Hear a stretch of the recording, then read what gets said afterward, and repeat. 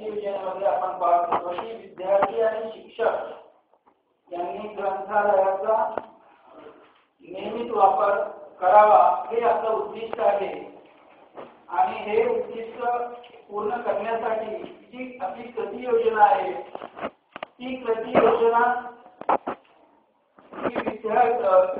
ग्रंथपाल हा प्रशिक्षित असला पाहिजे,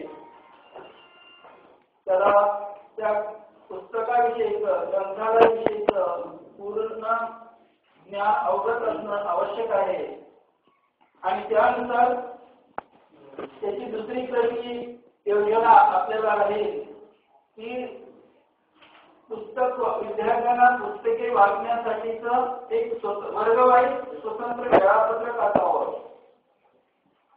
कारण एकाच वेळेस जर सर्वांना वाचनाची संधी दिली तर एक गोंधळ होऊ शकतो. जर वर्गवाईज नियोजन केलं तर विद्यार्थी एक वाचन व्यवस्थित होईल, गुणवत्ता राहील. त्यामध्ये शिक्षकासाठी सुद्धा त्या वर्गावर